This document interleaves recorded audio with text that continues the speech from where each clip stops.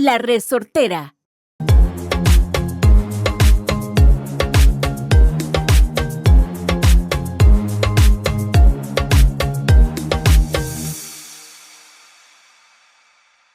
Hello, and welcome to one more week of Pura Vida Perspectives. Sara, how are you? I'm doing good. I'm feeling ready for the day. Tried something new. No traffic. There you go. You know how How was that? It was great, and I didn't spend the night either. I left my house at 4:30 in the morning. Wow. Yeah. How long was the drive? It was 2 hours instead of me I could leave at 6 and then be in traffic for hours. I just can't. So I got here. I went to some cafe that was open 24/7 and then did some work. So I'm already caught up on my emails, on my messages. I had a whole meeting and now I'm here and I got so much done. And you look fresh. I'm ready to go. I've been waking up early lately. I've been waking up early, going to the gym. So I've already been in the habit. I need to make that habit again because when I used to do bicycling, mountain bike, I used to wake up early. Now, oh my God, if I have to wake like at 4 or 5 a.m. in the morning, I get cranky. I used to as well. I've always been one of those night owls. Like I could be up till 2 a.m. doing something or working, I'm always been like the night person. But I finally, after 32 years of life, I forced myself into being a morning person. I used to be a morning person. Now I'm not, but I need to get back on track to that. I guess it's just habit. That's it. Well, that's good. I like all the energy that you have in you. Yeah, I'm ready to go. I'm excited. We got the retreat coming up. Yes, that's gonna be exciting. That is this upcoming week. Yep, exactly. And just a quick recap. That's when a bunch of people come that might be interested in living in Costa Rica, and they have the opportunity to hear a bunch of speakers on health, cars, housing, lawyers, insurance, everything. Yeah, like the whole thing. And while they do that, they do canopying, they do hot springs, they have the volcano. Yeah, it's fun. It's a really good week. Michael Allen and I host it, and you're going to be one of our guest speakers. Yes, it'll be the retreat number 9. So it'll be retreat number 9 over the years. So very excited about that. That's always fun to be at. Yeah. So that's all I got. And lovely people to meet.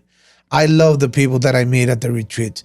Every time I go to retreats, I always end up being friends with 2 or 3 couples or whatever. For sure. This time we got over 30 people attending, so we got a good sized group, and I think it's going to be a good time. So I'm very, very excited about it. I'm looking forward to be there and have a good time too. Yes. All right. So what are we talking about today? Well, today I thought we would pick your brain a bit about opening a business in Costa Rica, because it is a question that I get a lot. Okay. And there's a lot. Later in the discussion, I want to ask you some questions on how people can protect themselves, because some of the rules are different here. But I think it'd be great to hear from you firsthand, or, what is the experience of opening a business in Costa Rica? Let me take a deep breath. Let it all out, because it's a lot, and it's really good information for people to know. As you guys know, we want you guys to leave each episode at least learning something new or having some piece of knowledge that's going to equip you for living or, traveling here. So this is a big one. As you know, I just opened up my second company. This one I'm opening up with my brother. We're going to be partners. It's a private luxury transportation concept. So it's basically 2 vans that we bought, and the idea is to pick you up at the airport, drive you around Costa Rica with a 24/7 driver, gas included. All you have to do is, pay to have us drive you around and take care of you, with safe precautions and everything, and drop you off at the airport, and boom, you go home. Costa Rica, how do you say, bureaucracy? It's a bit complicated. Yes. Because you have to get in, and I'm talking about this specific case that we just went through. Obviously, to drive around tourists in Costa Rica, you need to have permits. Mm-hmm. And these permits take forever. We bought these vans back in July. Ooh. And we are now in November, and we just got our permits finalized about a week ago. Congratulations. That's a big thing.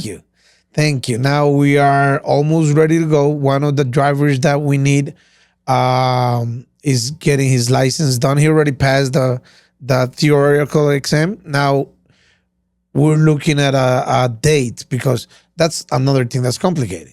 Getting appointments. Maybe we can talk that. I don't know if in this episode or another episode, like passport appointments, bad. yeah, I can tell your face. Driver's license. That's just a pain in the butt. For Costa Ricans, it is a pain. I feel bad for you guys. It's real bad. Like to get a driver exam for a van, for a tourist driver's license, they don't have appointments until the end of January 2025. And we're in the beginning of November. So we're trying to figure out how to get this guy his appointment sooner. It's actually not the worst. I remember back in the day, I had a friend who, at that point, you could just go online and set an appointment. And they had to set it up like 4 hours from where they lived because that would be the soonest. And it was like still 6 months away just for a regular. Now you can't even do that online. You got to go to an office. You got to register your email. They give you some code. And then you go back home. The websites are awful. You got to go home. Then you got to go back to the bank and pay something. Yep. Then you got to bring that special number and put it into the website. It's a disaster. Yeah. It's a total disaster. It's so bad. Yeah. Well, we have to make an episode about Costa Rica bureaucracy or Costa Rica government appointments or something like that. Worst processes ever to have to do. But this, I don't have to do this. I already have I already had my driver's license from the U.S. I was able to get it transferred into a Costa Rican license. I didn't have to go through that type of extraneous process. So for people who are visiting or moving, this probably is not something you're going to have to do or pull your hair out over. But okay, so going back to the company we're just opening, Transfers Costa Rica and USA, a sister company of Car Rentals Costa Rica and USA. So it took us about 4 months to get all the paperwork in place so we can move these vans around. Now, thank God we're having it. As we're speaking today, our Facebook page is going to come out within the next 2 to 3 days so we can advertise it out to people. But if you open up a business in Costa Rica, you got to be patient. The first thing you need to know is that you have to be patient.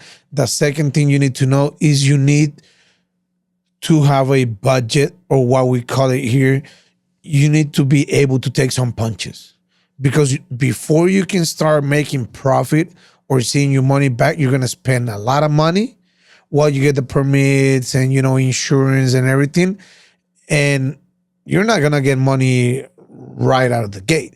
Like, our bands are going to be ready, or are ready right now, but we're just starting up a business. We got to make our first clients, and then our clients tell other people. Then we got to make partnership with other, people that can send us their guests or whatever. So I don't see ourselves making any profit within the next 2 to 3 months. Next 2 to 3 months will be where we get our, ourselves back on the ground.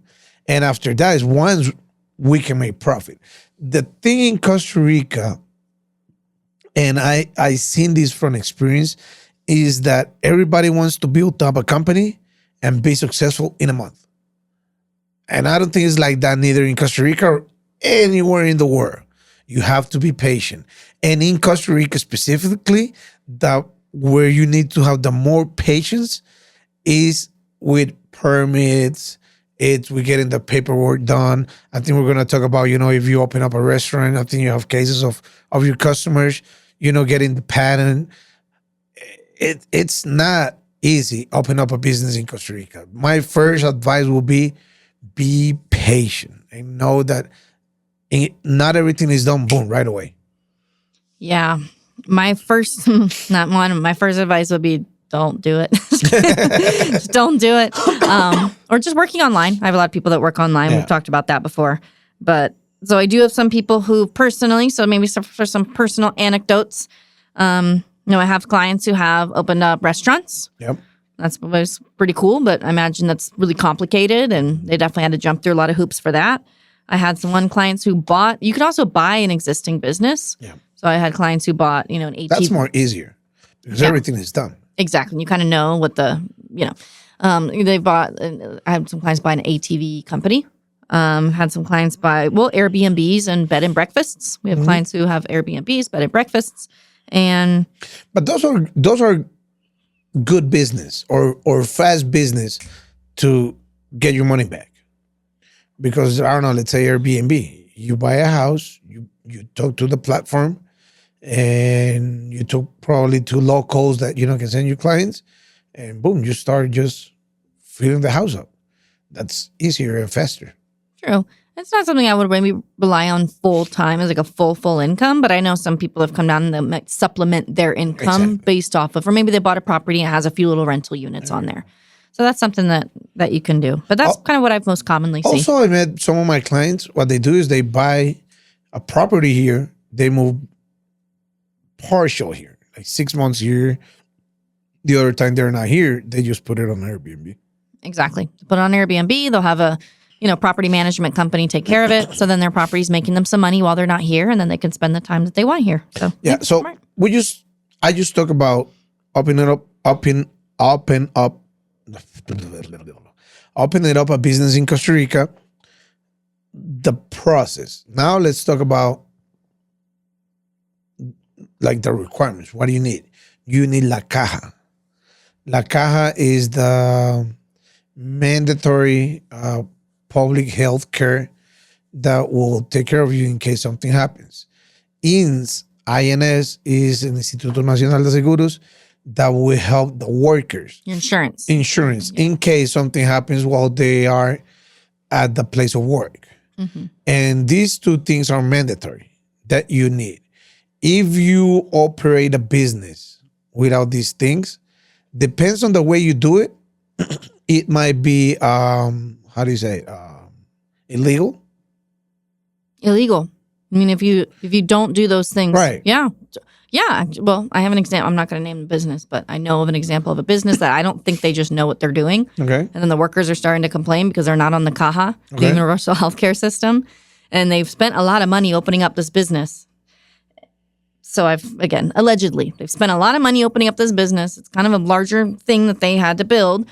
And I don't think they really paid attention to any of the legal aspects. And they are totally risking all their entire investment right now unless they get that fixed. And they know how to do it. You have to do everything perfectly legal here because someone else, he's a foreigner, someone else who knows the system better than you, they can use their knowledge and it can end up really hurting your investment if you're not careful. And not only that, you can also get sued by these workers. That's exactly what I was thinking.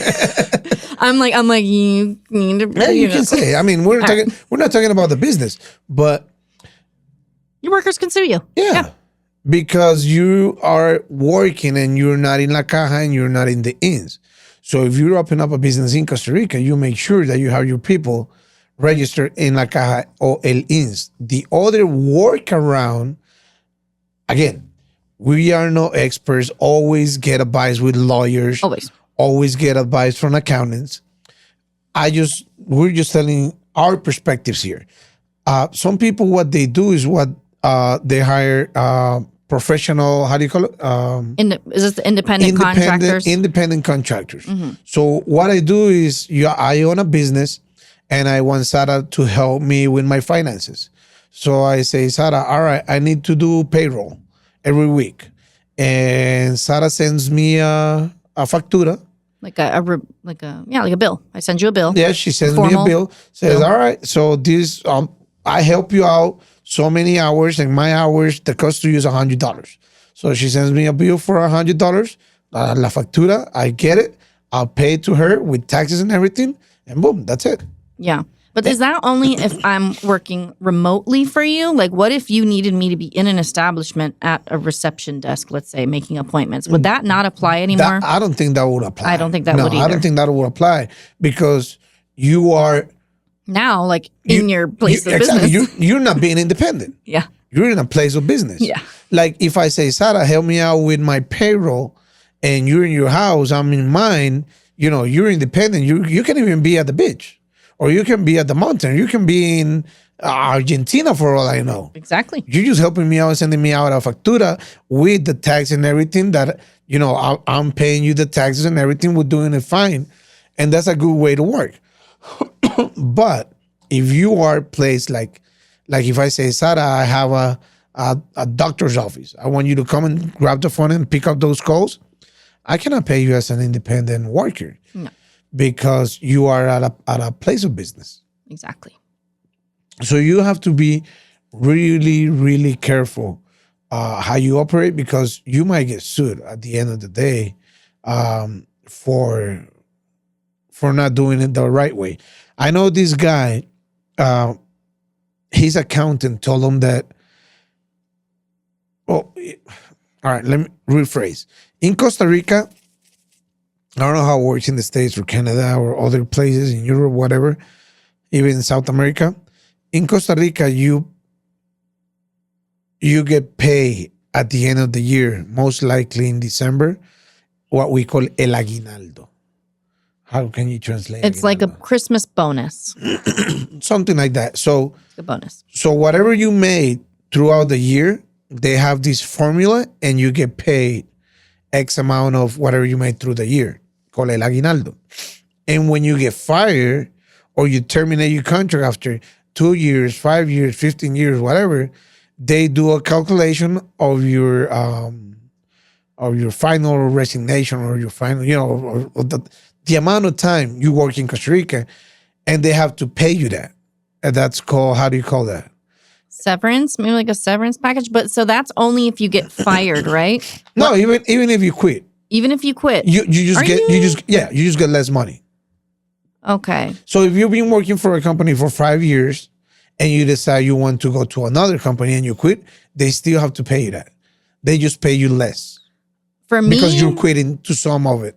yeah, for me coming from the US, that just sounds crazy to me because let's say if I fired someone because they were doing a really bad job, You have to pay that. that's awful. You have to pay it. It's like I'm getting punished. So I remember That's called la liquidación. yeah, liquidation. Yeah. I remember years ago, I just knew of a restaurant and they just had this worker that was pretty terrible. And I was like, why don't they just fire? This is when I learned this. I was like, why don't they just fire them? They're like, oh, well, they're going to have to pay him out. They're like, what they're going to do is just keep reducing his hours pretty much until he just ends up quitting on his own. Like, they'll wait till he quits. And they still have to pay him. And they still have to pay him, but not as much. Not as much, because once you resign, you're resigning to a certain part of the liquidación. So Doesn't make any sense. It just doesn't make sense to me. That's just like, that's how it works. I know. So if you are independent, if let's say, you help me out every month with my payroll or whatever, this example we're putting on, and you've been doing this for me for the past 5-6 years, whenever I'm not going to need your service anymore, well, not in this example. Let's say I have a girl, a secretary, no, not a secretary, an assistant that does my emails and takes, some calls at her house. Mm-hmm. That would be a nice example. So I have a person that does my emails. Just let's leave it at that. And I say, all right, you have to do my emails every morning between 8 a.m. and noon. And, I tell her, all right, you have to send an email to Sarah and to all her clients and my clients. So she's doing specific stuff that I'm telling her to do. So she's been doing this for the past 5-6 years. The accountant told this guy that if the person gets money that they're getting every month because they're independent, if they do specific hours, which they're doing because you're telling them to do 8 to 12 or 8 to 5, whatever. And if they are following orders, whenever you don't use their service anymore, you have to pay them in liquidación too. You have to pay them. Even that they were in an independent Even contract. if they're independent, because these 3 factors are in place: money, hours, and taking orders. Yeah. But in the case of your accountant, it's not, because your accountant's probably doing it on their own time. You're not telling them, well, you have to do my account in between X hour and X hour. Exactly. Yeah. There's no, these 3 things doesn't apply because they're not doing X amount of hours and they're not following like direct orders from somebody. Yeah. So if you have these 3 in place and you just tell this girl like, I don't need you anymore, that person can sue you. Yeah. And I want people to understand this, because in the cases that, when we work with people, sometimes they'll say, well, I want to hire someone to work to be at my home full time, or maybe even more than part time, that they're going to come, clean and cook every day, maybe take care of an elderly parent, maybe take care of children, and they're going to be kind of employed with them. And then these are the things that you need to know in order to protect yourself. And like I said, you have to speak with a lawyer. So whenever I work with a client, I will tell them, some of these things, I will tell them in advance. I will tell them how serious it is that they have to follow the rules. Yeah. Hours have to be documented and even signed on. Because if you're not careful, the person who's working for you can even lie. And most of the time, they're going to win. So you have to document everything perfectly. And sometimes even when you document everything perfectly, you still might not win. And they're going to take advantage of you. Because, I don't know, let's say you have a cleaning lady that comes Monday to Friday, every day for, 9 a.m. to 4 p.m. And then after 6 months, you want to get rid of her. And you just pay her, I don't know, let's say $40 a day or $30 a day. And then after 6 months, you don't want her anymore. And she's like, all right, but you have to pay me my what is it that I called before? Whenever they leave package, you're like your severance. The liquidation. All right, you got to pay me la liquidación. And I'm telling you this because I've met cases. And they're like, what liquidación? I mean, you weren't even here. I mean, I was just paying you straight up money. And they're like, all right, I'm going to go sue you because I was never in la caja. I was never in the liens. Then you have to pay a little more so she can, all right, here, get out of here. I don't want to see you anymore. So yeah, you got to be really, really careful with the people you bring in to your house to do this type of cleaning or maintenance or whatever. Exactly. What you could do, and again, we won't have to get too deep into it, what I recommend that people do starting off here in the country is you hire an agency. That agency might have cleaners, is going to have kids, certified people who can watch your kids. And then that agency is the one that's going to be responsible for their caja, exactly, for their insurance policy, for all that. And then you're just paying the agency direct. If they decide to fire someone, that's not your problem, then so that's what I recommend kind of for newbies to the country so that they can avoid all these issues together. But if you want to tackle it, you need to have a lawyer. You need to do everything perfectly. If you're not doing an agency, like what Sarah just said is a great, great, great advice. If you just want to do it on the side, just speak to a lawyer and have your lawyer do a paper like a contract, and you have the cleaning lady sign it up so you can both, wash your hands at the end of the day if something goes south. Exactly. Put everything in there to protect you if something goes south. And that's what's going to happen. Because in general, the laws here protect employees versus the employers. Yep. And that's not that that's a good or bad thing. Mm-hmm. I know, but maybe where you're coming from, it might be the other way around. So that's why we want you to be aware of this. And then you need to just have the measures in place. Again, it's all just preventative stuff. We don't want you to have issues. So just do these things to prevent them from coming And up. Again, if you open up a big business or a big company where you're going to have a bunch of employers and everything, be patient. Yeah.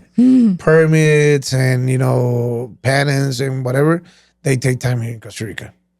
True. Quick little thing before we sign off here. We are doing a corporate relocation, and the corporation, they contacted us October of last year, and they said, okay, our people are going to be here February. So they're supposed to be here February 2024. Now when we did a lot of work with them, and then it was, okay, July. I think they're going to be here July. Now it's, okay, they're still not here yet. So just there's a lot of processes. This is a larger corporation. They're getting themselves established, and it's taking time. Takes time. So takes time. We definitely need to make a podcast about appointments and public things in Costa Rica, man. Yeah. Just going to the ISE office, yeah. Oh, yeah. All good stuff. All right. Yeah. Thank you very much for sticking up with us. I hope you guys enjoyed this podcast. Have a good one. All right. See you in the next episode. Pura vida. Bye-bye.